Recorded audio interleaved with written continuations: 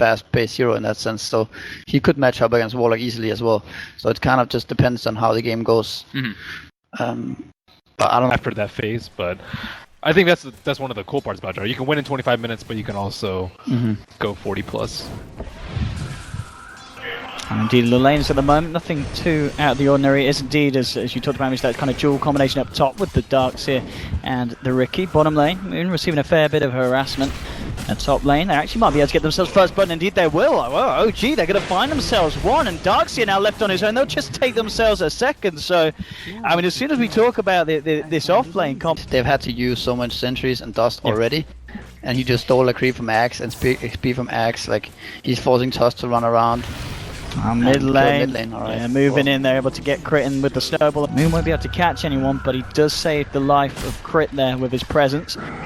Top lane, we might actually see some action as well, but well, bottom, Moon actually gets the call off. The Snake coming through as well. Shadow is being healed up though by the Shadow, and it's not going to be enough. That right click damage thanks to the Drow Aura is going to allow Miracle to find the kill. He's got a DD as well. Wings' early game plan, but still they just need to get their level 6s on the Warlock, and then that's their main timing. And they're going to find someone else here by the looks of it with the nuke, and again the right click from this Drow Ranger.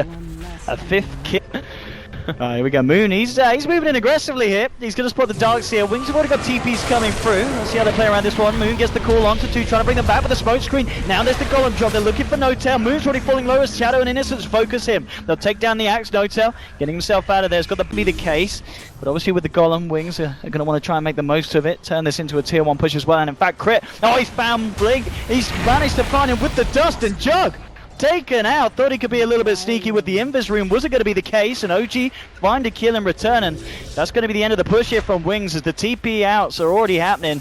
In fact, the Golem might end up going. I mean, a very smart choice from Miracle also this game, going for drums, and they're going like Dragonlance on Drow, obvious, and then, but they're just pretty much just tanking up and going these early game items, and then The fight is pretty good though with the Slark, so they probably want those fights to last a bit, but they want to be able to get the Oracle out. Oh, Crit with these dusts. I mean, he's finding Innocence as easy as pie, and he's been caught out. They'll take the Riki.